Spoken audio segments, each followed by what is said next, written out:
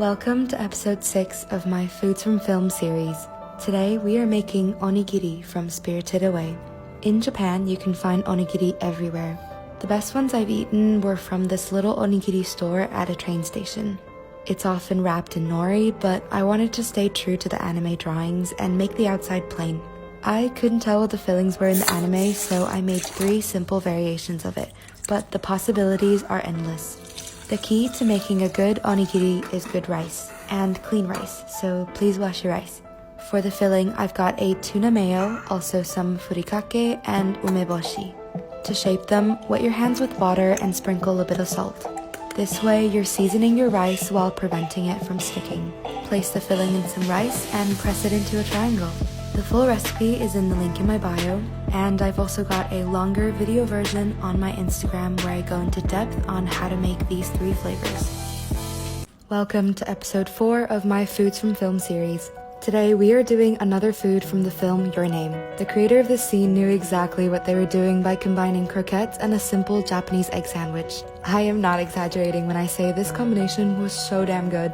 First, start by making the egg salad by smushing 2 hard-boiled eggs and adding Japanese Kewpie mayo and black pepper. If you want to see how to make Japanese mayo by using regular mayo, go check my Instagram for the recipe. For the croquettes, boil a potato. While doing so, saute 2 shallots and the ground meat of 2 sausages. Once your potato is fork tender, mash it up in a bowl and add butter, salt, and black pepper. Then add in the meat and combine. Take a scoop of the mixture and press it into an oval, then coat it with flour, egg, then panko, and fry until golden brown. To assemble, start by making a classic egg sandwich with 2 pieces of buttered bread and a generous amount of egg salad in the middle. Cut it diagonally and open it back up, then add some greens and the croquettes. Welcome to episode 2 of my Foods from Film series. Today we are making a giant anman from Spirited Away.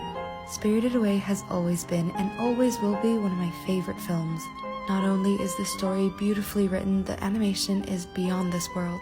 In one of the scenes, the main character eats an anman and it looks absolutely delicious. Also, I couldn't tell if it's really big or it's just because she had really small hands, but I wanted to recreate that fluffy, fulfilling, anko-filled steamed bun. Simply combine all the ingredients in a bowl and knead it till you have a smooth dough. Let it rest for an hour and then flatten it. Shape your anko into a ball and encase it with the dough.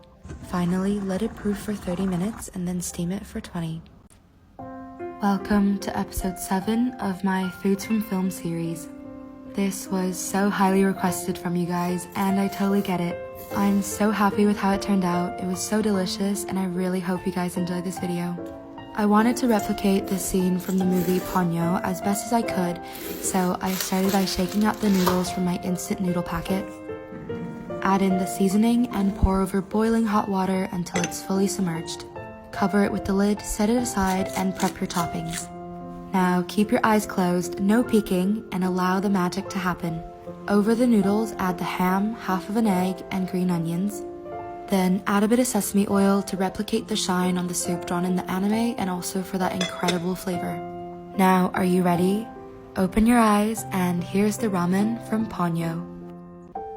Welcome to episode 9 of my Foods from Film series. Today we're making the fluffy souffle pancakes from the anime Your Name.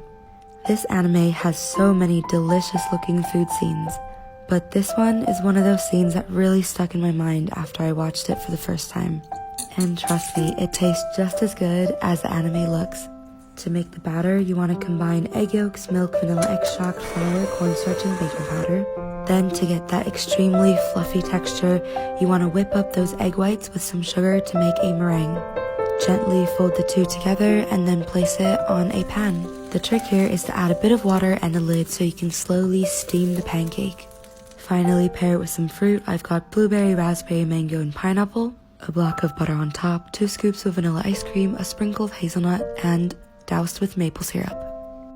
Welcome back to my Foods from Film series. Today we're recreating the Japanese curry and tomato from the anime Beastars. We're going to start by making the curry itself. I decided to use some chicken, mushrooms, potatoes, and onions, simply because they are some of my favorite ingredients to go in a Japanese curry, but also I think the colors from these ingredients match the anime quite well. You want to chop them up, saute it, add some water, and then add in your curry cube. Then just leave it to cook so it can thicken up. Now for the tomato, gently cut through the skin and blanch it in some boiling water. Then let it cool and then peel off the skin.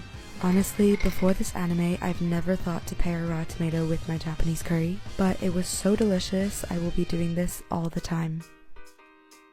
Welcome back to another episode of my Foods from Film series. Today we're talking about the Netflix animated show Carol and the End of the World While We Bake Banana Bread alongside Carol. This series was absolutely beautifully made and I have no idea why it's so underrated. The premise of the show is super simple. Basically, a planet is hurtling its way towards Earth and everyone only has 7 months left to live. Most people decide to use this time to go experience life to its fullest. However, Carol takes a very different approach. She finds comfort in routine and order, so chasing crazy experiences was never appealing for her. Everyone around her seems to want her to do more and want more in life, but all she wanted was a little bit of predictability in the midst of all the chaos. She eventually discovers a community of people just like her, and she rebuilds her life knowing that it would end within 7 months. In episode 3, she bakes and gifts this banana bread to some of the people that become her closest friends. I absolutely loved this show. It made me feel so many different things. It's so smart. The characters are so well developed. This scene was so fun to recreate, and I hope I did it justice.